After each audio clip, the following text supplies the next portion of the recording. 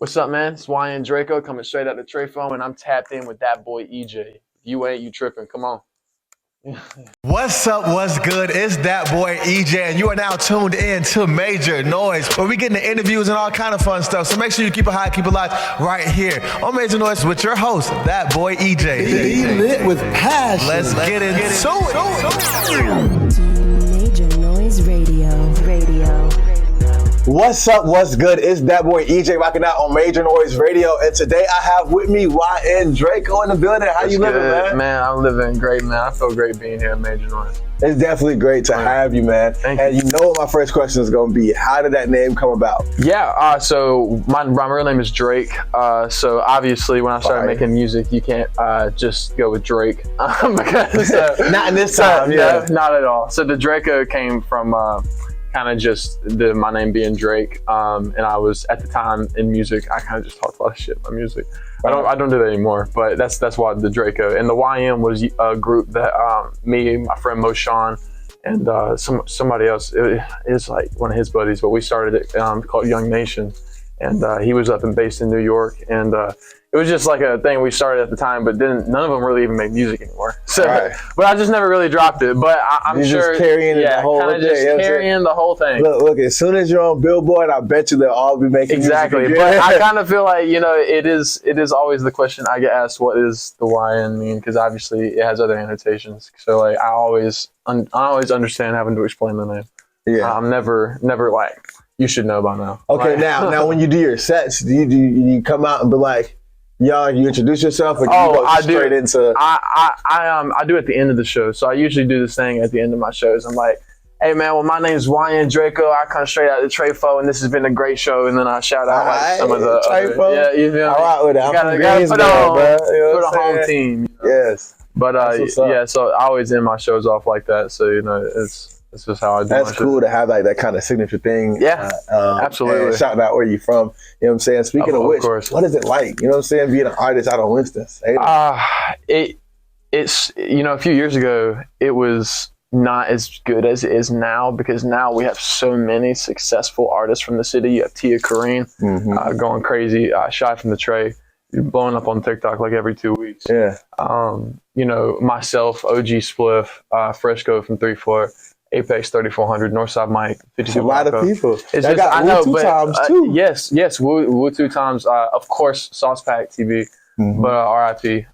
But you know, all those people. It's just so many like different artistries in the city, because there are so many different types of music. Like with me and Munch, you kind of have the underground aspect, but with Tia, you kind of have more of the mainstream hip hop aspect. But you know, with Northside Mike, or you know, 52 Paco, you have more of the street aspect of Winston. So you know, but Mike's been doing some more singing shit, because that's my homie. I got to put on for him. All right. So you know, he's been trying to branch out with more singing. But it's got anything together? Oh, absolutely. I have a song with almost everybody in the city. Okay. I love working with new people and collaborating on different ideas, because I'm always very open to new processes in the music making process, because you know, that's why I usually prefer doing my features with the artist in person.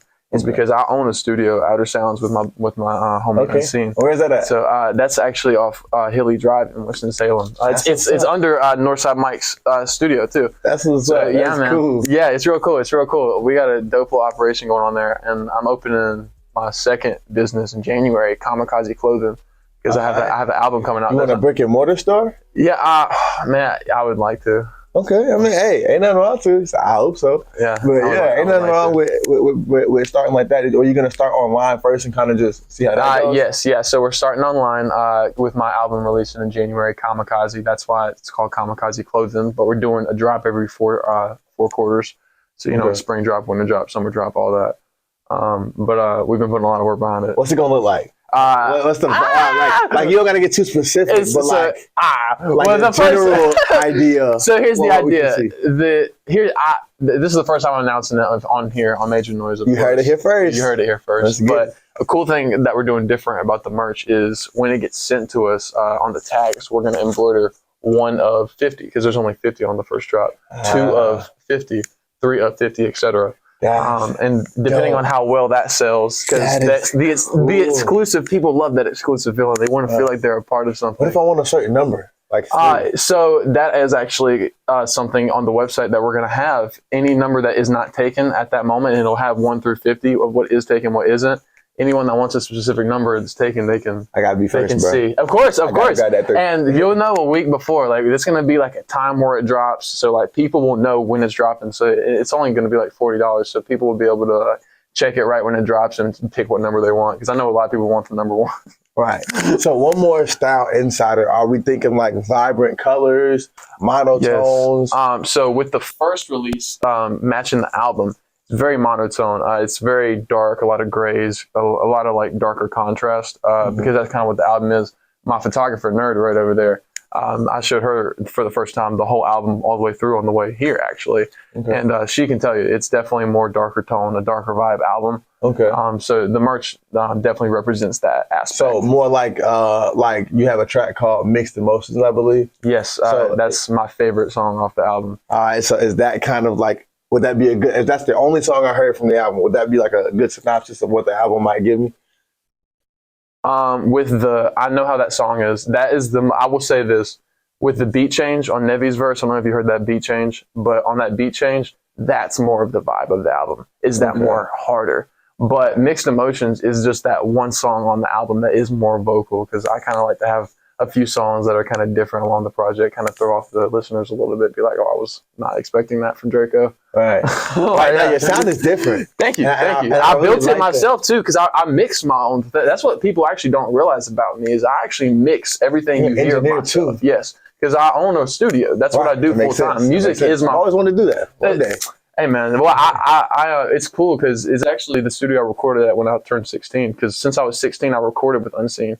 And this year, I actually had the opportunity to go in with him on it because we got a new location. Ooh. And he's like, hey, man, I mean, do you want to come in with me, start doing sessions? I need some help.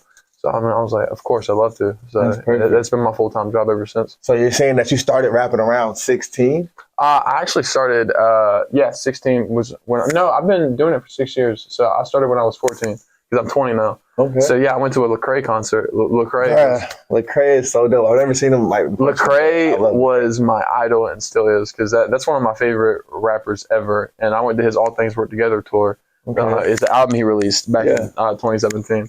That's dope. Yeah, that night at that tour, it was at the Fillmore. I got inspired to start making music, and it was really just like that feeling that Lecrae brought to the room of like connecting people and making people feel like a family, you know, kind of, because you gotta understand these people that you're at these shows with, you don't know anyone around you. Right. But what was happening was he was making these people put their arms around each other, like sing the same lyrics. Everyone knew the lyrics. Nobody knew each other, but we're singing the same pain. I was like, I really want to do that. That's really cool. And I have the opportunity now with, you know, DRAKO and Family Live, which is a show I did last year. I threw that at the garage. Went insane, sold out show. It was nuts. We flew in on my homies. We're planning the Kamakazi tour right now for September. We had our first tour meeting this week, actually. She's a part of it. So like, we got a lot, man. We got a lot planned. Crazy thing is about Lecrae is he was the reason why I started writing too. Now I'm not no artist right now. You know what I'm saying? And I've never got to experience him live. You really should, man. But in 8th grade, I was writing Christian rap. Like I was like, because I used to listen to him so much. Fun fact: no, I've never said this on any interview before ever.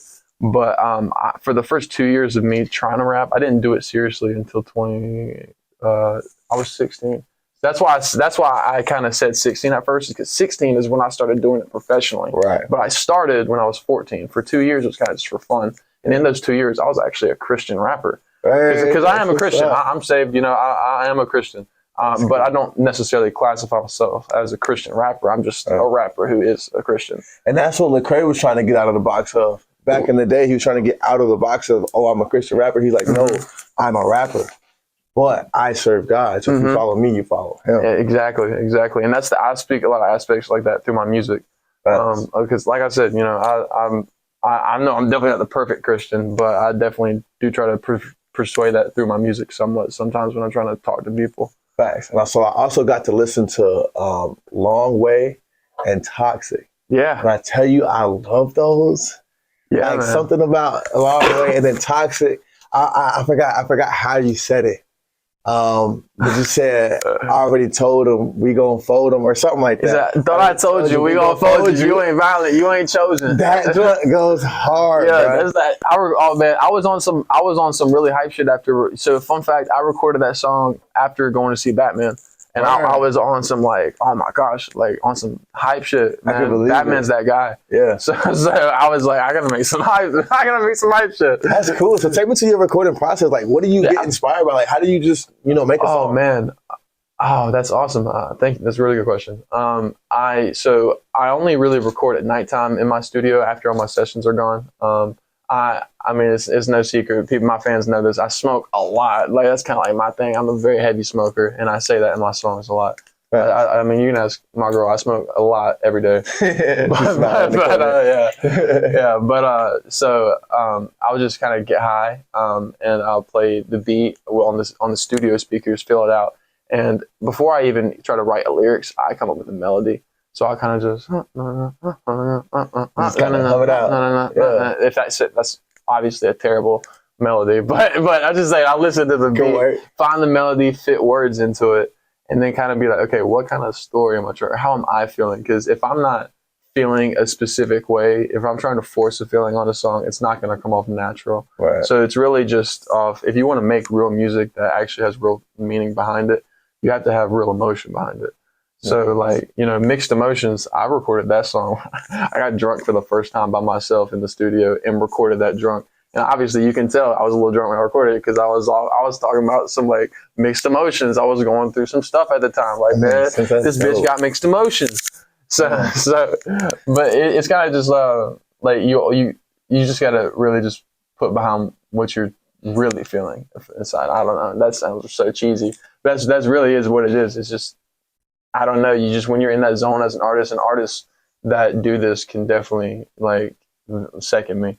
But it's just like, it's not your brain talking. It's just your heart. You just are rapping. Because I don't write lyrics anymore. I don't. Now that I own the studio, I used to before I owned the studio. You had to go in there ready. Yeah, but now that I own it, I'm like, I can take my time. So I don't write lyrics at all. I will just sit there and rap and just one bar, punch in. Think about the next bar for 10 minutes. Make sure it's a really good bar. Record it, punch in.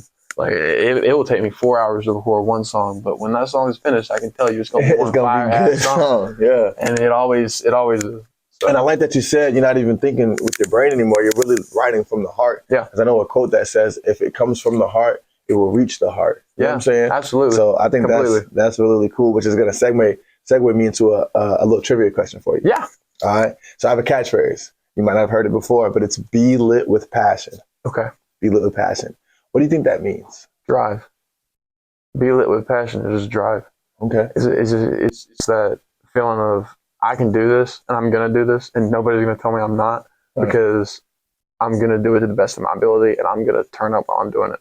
Like with me, like if anything I go into, I have such an attitude of I'm gonna be the best I can be. Mm-hmm. And that's good enough for me. Because whenever you're trying to please other people around you, because that's something I had to stop doing.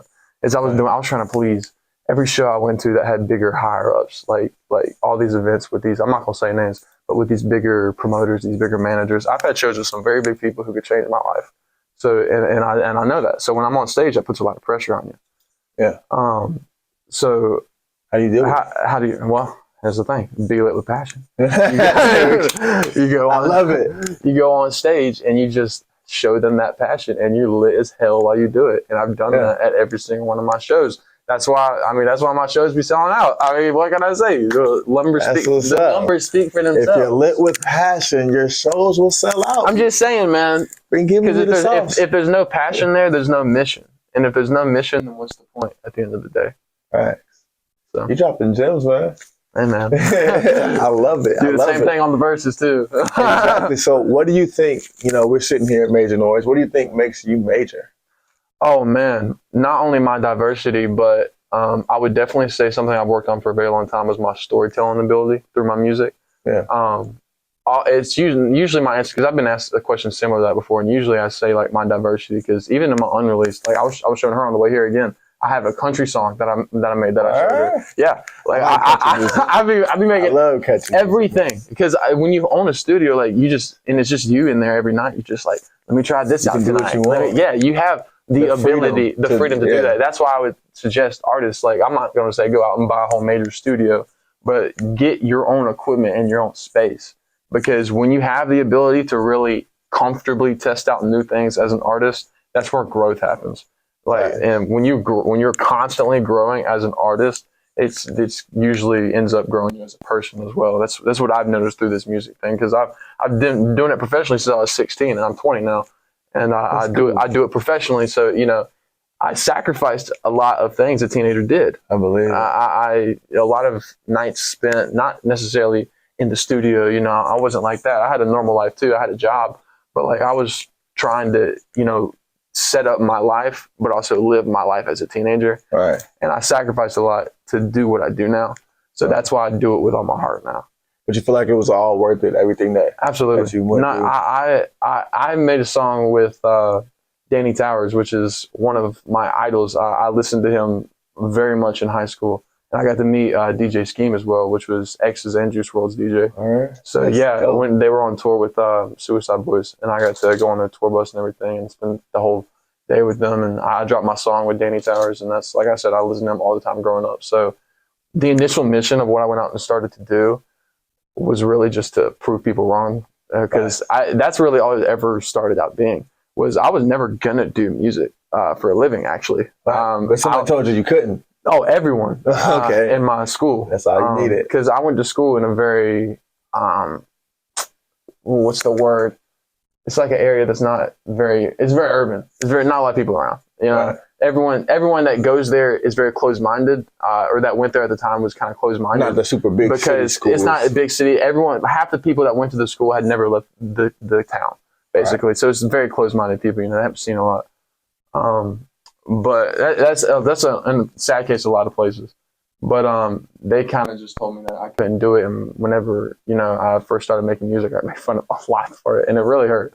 It really hurt. It definitely hurt, because I go off of acceptance of other people. That's how I find my own self-love. How did you keep going? When did that gear switch? Well, I'm gonna be honest with you. For the first year, it wasn't going, and that's what you have to understand. It's for some time. You got to understand it. Sometimes you're gonna have to sit through that shit, and you're just gonna have to learn how to grow from it, because it comes to a point where you just get tired of dealing with it, and you're like, all right, man. What happened? That point of for me was senior year of high school. It was like I think 2 weeks before COVID kicked us all out. Because I'm class of 2020, so like my senior year got snubbed. Yeah, but prom, none of it. But like 2 weeks before that happened, I was kind of just looking around in class, and I got made fun of again because somebody was like pretending to listen to my music. It was something happened in the hallway, but I was sitting there and I was like, man, like, fuck these kids, bro. Like I feel like Lil Yachty. I feel like Lil Yachty in that college video. I was like, man.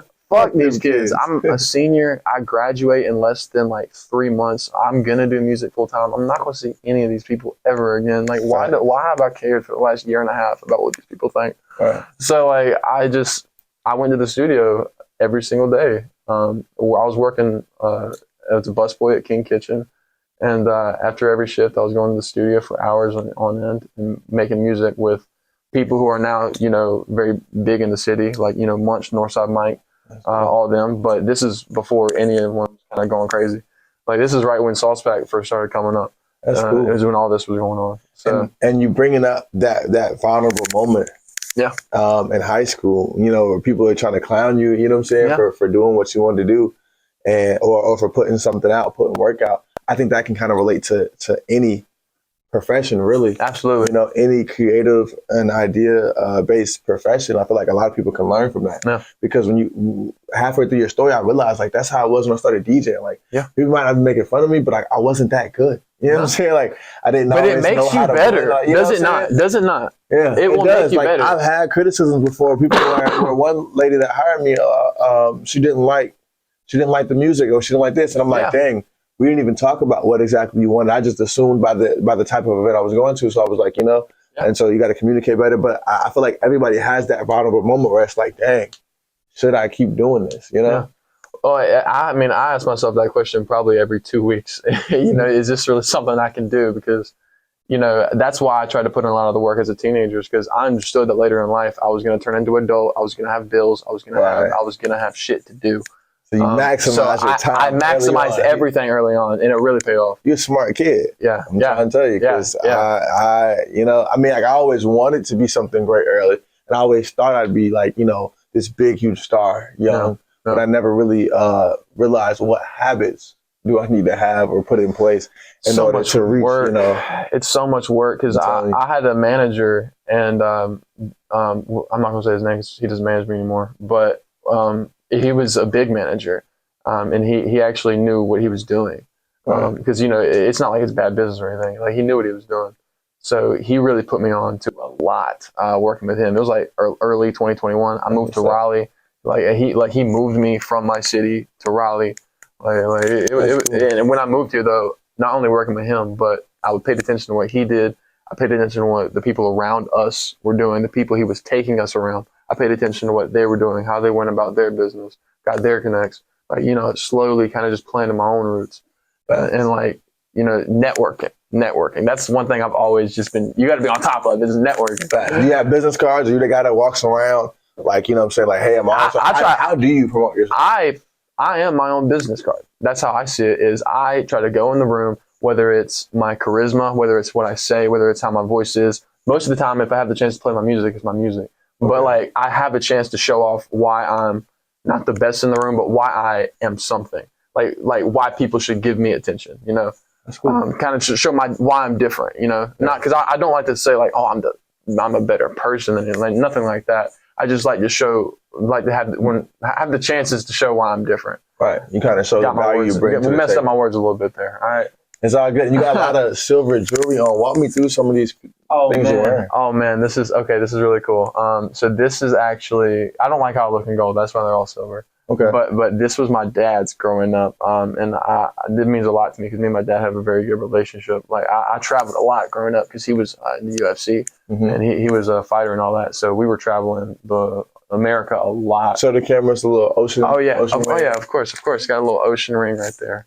Nothing crazy. Just a little aesthetic one. I got this one very recently when my girlfriend and her sister were in town. Her sister was in town, and we went to a little flea market. I got this one and this Punisher one together for I think it was like $6. It was really crazy. Right. The Punisher one, actually, the Punisher is my favorite Marvel hero. That's another thing. I'm a huge nerd. I love Marvel so much. Oh my gosh. You seen Black Panther? I'm not super. You seen Wakanda Forever? No, I was supposed to see it. You don't understand. It's so crazy, man. Sure, dude. I'm gonna see it. I cried so much. I'm gonna see it. I cried so much. I haven't done it yet. All of my friends went, and I couldn't go with them because I had a performance. We were doing something. Oh yeah. And so yeah. I went open. No, well, we were there opening night.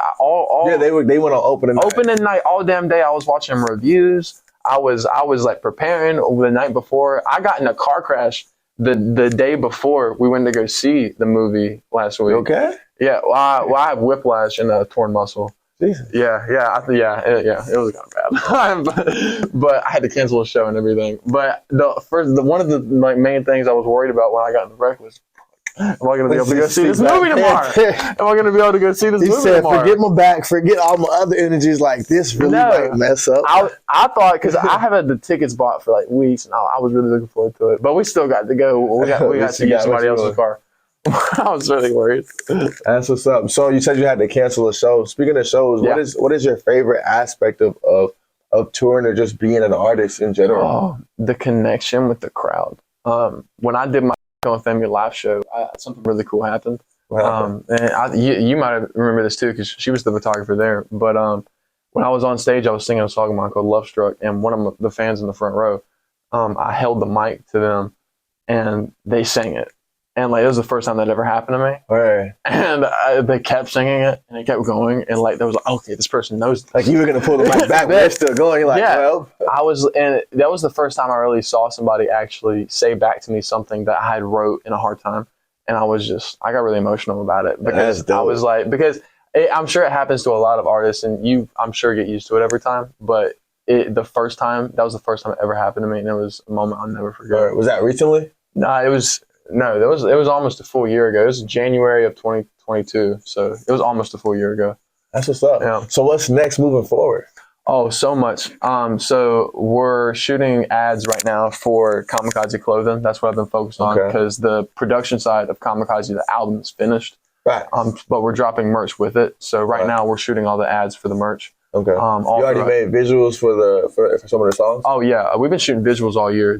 I've worked on Kamakazi since late 2020 when I locked in the feature with Danny Towers. Okay, so you really make sure it's solidified. Yeah. About how many tracks or so do you think 12. it's 12. Okay. Yeah, we got some really dope features. To the point. Yeah, we got some really dope features from some very big names. Danny Towers, like I said, he's a Rolling Loud legend. He's performed at every Rolling Loud since 2016. That's awesome. Belize, she's on the 2023 Rolling Loud. Amazing artist out of Raleigh, North Carolina. I had a show with her last year. She's dating one of my favorite artists, NASCAR Alla. I love his music. Top Hill Fredo, that's the boy. Shout out to the homie. He just performed at Lyrical Lemonade Fest. My boy Nevi, he's going crazy on TikTok right now. Nevi's been going crazy. Shout out that boy Nevi. I've known Nevi for years, but he's just now starting to go crazy on TikTok. You said TikTok. You reminded me of something. Yeah, I'm sure I did. Yeah, because I think she texted me about something with TikTok. Sounds good. But yeah, so my boy Nevi's going insane on TikTok. Shout out to him. Billy Peso, one of the newest homies on the project, but he put me on his show and we made a really crazy song with Chop House J. The Prod is crazy. I got DJ Side Reel made a beat for the album. He's Lil Keith's DJ. Right. So like, yeah. So it's my biggest album, my biggest project that has the biggest names on it that I've worked with. None of my past or prior albums are anything to this scale. So like, yeah. I'm excited. I'm excited to see it come out. About when do you think we can expect it roughly? January 27th. January 27th Ain't is the nothing release. about it. Yeah, no, we have me and my team have a set plan. January 27th is when the album releases. The single for the album, which I'm not going to say what the single is. I'll tell you. You've heard it. But it releases January 6th. And then the merch release is January 20th. So who plans out all this stuff? I do. I do everything. I don't have a manager. I don't have anything. Okay. I am my everything. So you pick the dates. You set the video shoots. I book the video shoots. I book the models for the ads. I book the directors for the ads. I help the directors with the vision for the ads. I send them the songs. I make the music. I mix the music. So is this your full-time job or? Okay. All right. Well, that makes sense. That's my full-time job. And so you got the studio and then you got this. So it's really like all in one inclusive. Yeah. Well, it's really just, I looked at it last year and I was like, okay, if I really want to do music full-time, I have to learn how to make this a business. Because at the end of the day, if you're doing something full-time, it is your business. Right. So, I turned my name into an LLC. Got the studio as an LLC. Kamakazi clothing that I just got that as an LLC because even though we haven't dropped anything yet, I'm getting all that done now. Right, you gotta take the necessary steps. And I'm doing all that, myself, and it's hard to go all of that, but I believe it. You do all of that and still focus on your artistry without having that, And at the same time, it's a lot for one person to do. And don't get me wrong, I wish I had more people, but it is fulfilling saying I planned my whole rollout myself. All the funding that goes behind everything is all my own money. I work a lot for this because I know that I got it. Yeah. I know that I will be, and thank you for that. But I know that I will be successful in it. So it's just a matter of when. Because another thing about this game is persistency. Yeah. Like it's really just a matter of longevity. And timing is everything. It really is. Because you can't get any less known. It's just if you continue pushing towards it, you can't. That's crazy. Yeah, you can't. You said you can't get any less known. You can only get bigger. You can only keep. That's crazy. Yeah, it's a good way to say it. That's crazy. That just blew my mind because I never thought about that. Everyone has ever met you, bro. I was trying to say, bro, y'all can tap in for some therapy sessions too. I'm trying to tell you. You know what I'm saying? Yeah, y'all can book him for knowledge. How about that? You know what I'm saying? That he'll bring it straight to you. Hey, man. So what's kind of your end goal then? You know what I'm saying? You said you want to be big and this and that, but what does that kind of look like for you? Well, the original end goal has definitely changed over time, and you have to be open to change because you gotta understand if you're doing something for the rest of your life, you're gonna change. Your goals are gonna change. Originally, it was to prove people wrong, and I did that. I made music with the people that I listened to growing up, and that was my moment. Sitting on that tour bus with Scheme was like when I was like, all right, man, that chapter 1 fulfilled. Like next step. So now with my listeners, and really what I'm trying to do is just, it's a matter of leaving something, because, you know, oh man, I don't know what Pac died, but like Pac died, Biggie, now recently, so many people, like Key died this year. Mm-hmm. You know, JD Youngin. I actually got to like meet JD Youngin, spend a whole day with JD Youngin. Yeah, it's on my Instagram. I seen him at the mall. That was about it. Yeah, yeah. Well, one of my homies shot a video for him, so I was on the whole set all day. So I got to, yeah, that was mid last year. So yeah, but you know, RIP all them, but like all these people that do this have been, you know, unfortunately passing away, and it makes me realize that I don't know when I'm going to pass away. I mean, I literally got in a very bad car wreck last week, you know, and I just said on this interview, I have a torn muscle and whiplash right now because of it. So like, you know, it really puts in perspective that you don't know when this is going to be taken away from you. So I ask myself the question of, what will people think of me when they hear that, you know, YN Drako died or Drake died? You know, will they remember me, my family? What will they think of me as? You know, will they like the man that I am, that I've lived? My fans, will they, you know, be proud that they're fans of mine? What will happen? I'm sure I'll get the fake, you know, dick riding fans too, and I'm hoping it doesn't happen anytime soon, but it's something that I do want to be prepared for, unfortunately. And it's just in doing this so long, I want to leave a good legacy.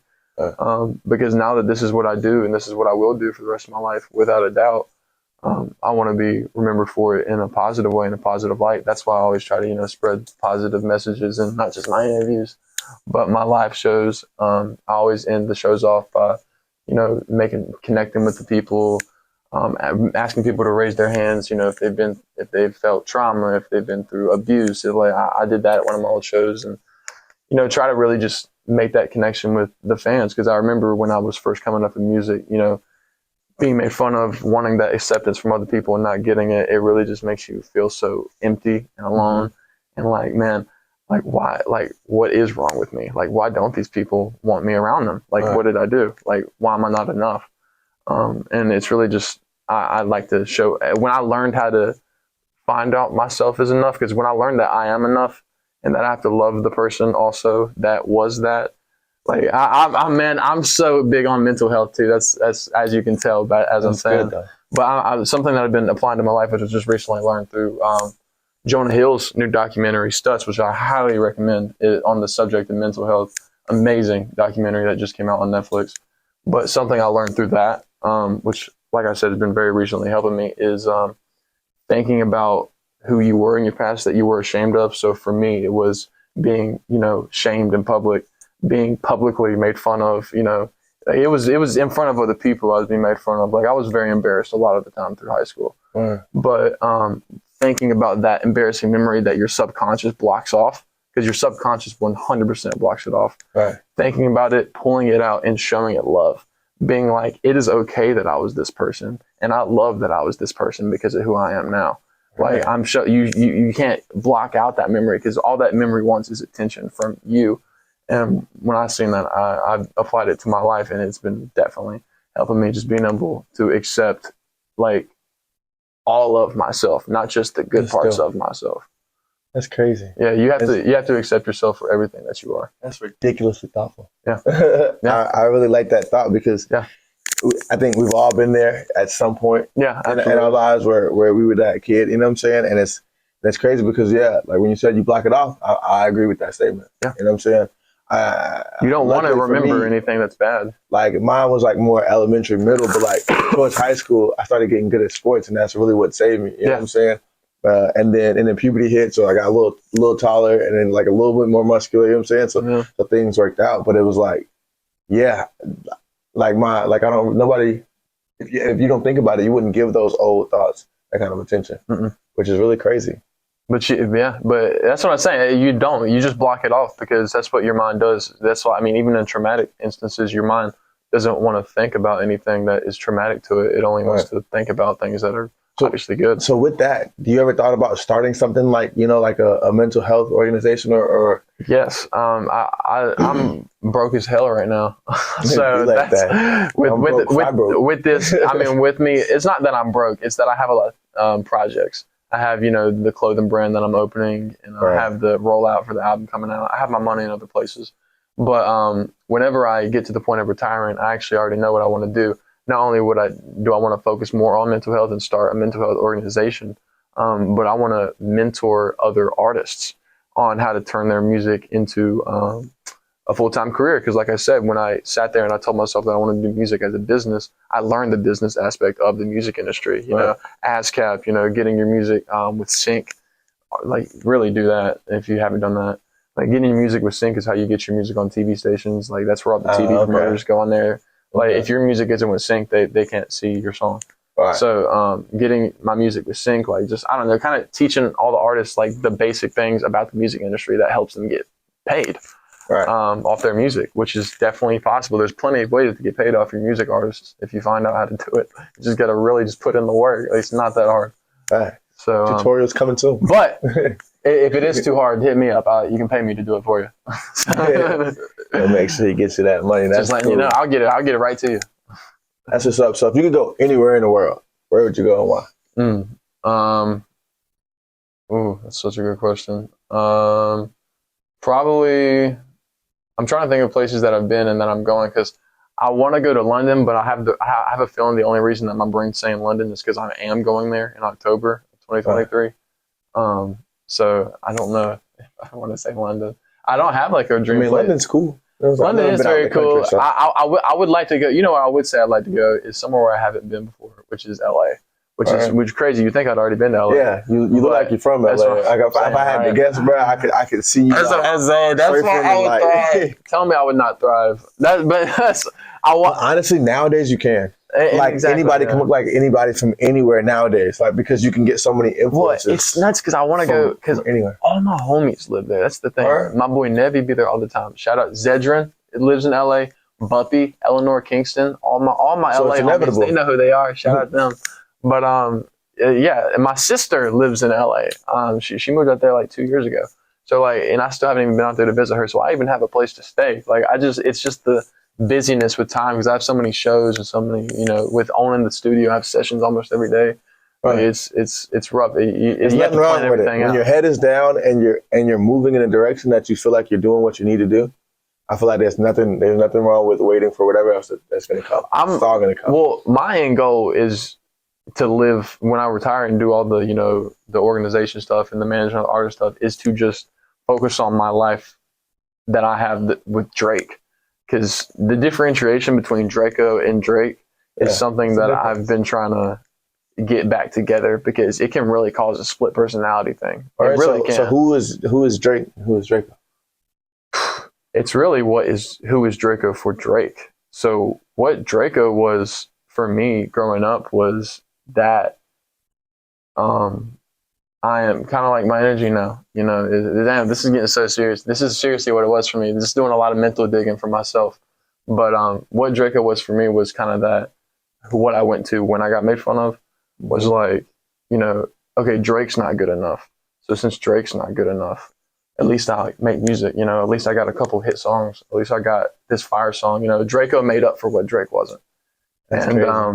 I had to fix that this year because I realized that this year. Because I look back at my past, because like I said, when I got told from that documentary, you got to show love to those past memories. That's how you fix it. That's cool. I started showing love to it, and I started thinking about it more, and I was like, wow, like Drake was really just making up for what I didn't think I was good enough for. That's crazy. YN Drako is teaching me a lot right now. Everybody else catches it because I go by EJ, you know what I'm saying? My first name was actually Earl. I don't tell people that, so now everyone knows. But I don't tell people that. But Earl was that kid that always got picked on. Earl was a little skinny, little nappy-headed boy. You know I'm still skinny. I'm still skinny. You know what I'm saying? So it's like EJ was like the cool, like, you know what I'm saying? Like EJ was the cool, because I guess I started going by EJ at the same time I started high school. Yeah. I tried the 8th grade. Nobody wanted to call me that because they already knew my name. But high school, new place, right?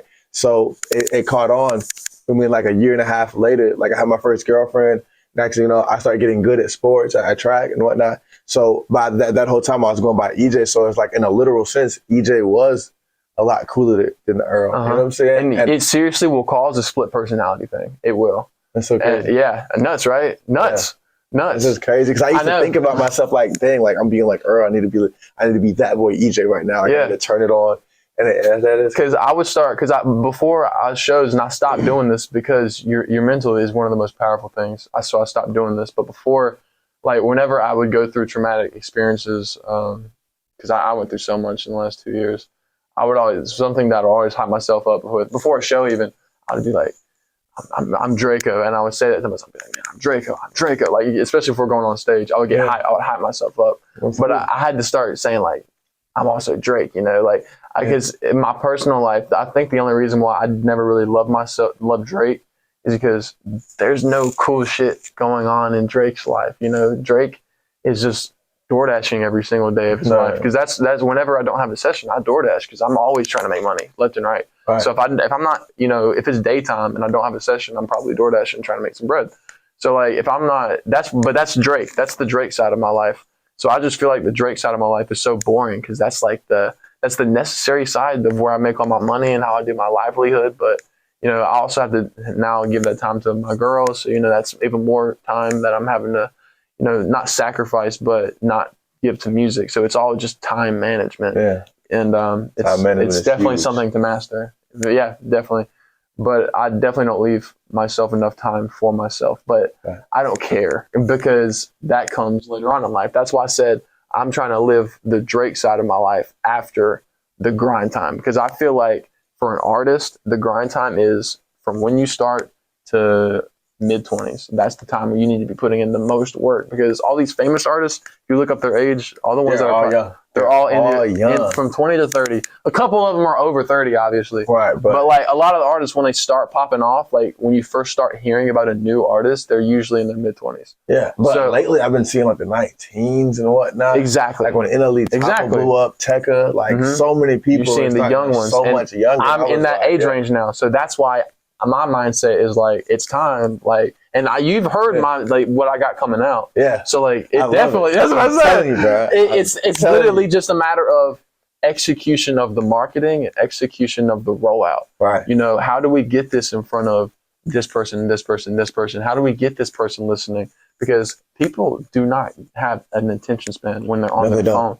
And you have to understand that. And they're on their phone where millions of people are trying to get their attention at the same time. That's why it's so hard to master it. But like, that's why whenever I do my little TikTok promotions or my Instagram promotions, I make sure I start it on a part of the song that I think is like catchy immediately. So right when they scroll on it, they're already on the catchy part. They're on the best part of the visual if it's a music video. I show things that are easily catchy. Yeah, they catch the eye.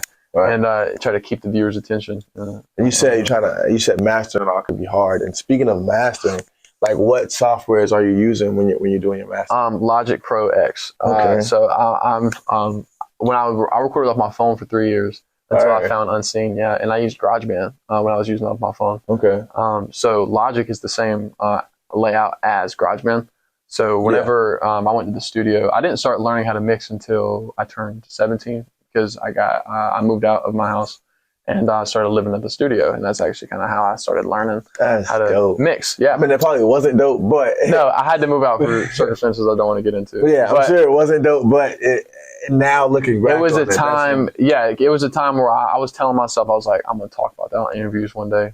Here I am, but that's what I was just sitting there telling myself. It's because it was definitely a bad time, but I was learning how to mix and I was getting something from it.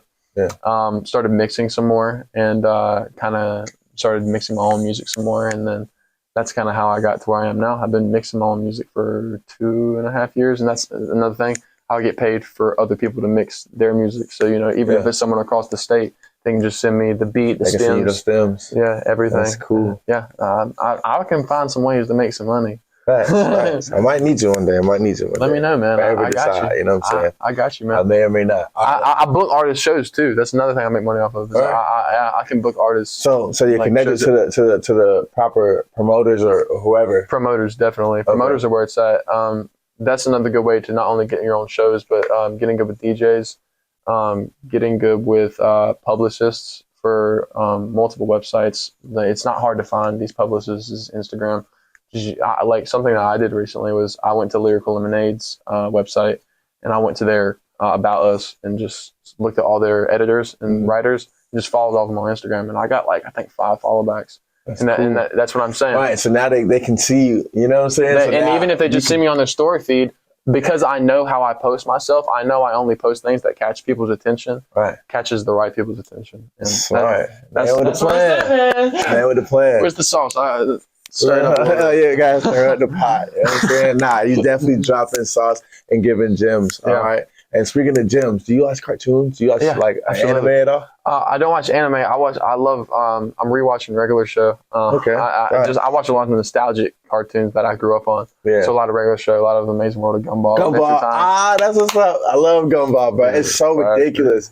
But it just works. I don't know. I don't know what it is. People look at me crazy because I'm so old watching Gumball, but Gumball was fire, man. I used to even in high school, I bought every season of George Lopez because I couldn't stay up. George Lopez, I remember I used to be up late. I used to, every time I would wake up at 3 a.m., I would stay up and watch it because that shit had me dying every episode. Yeah, it was hilarious. I bought I'm a proud owner of every single season of George Lopez. I physically bought it on the App Store.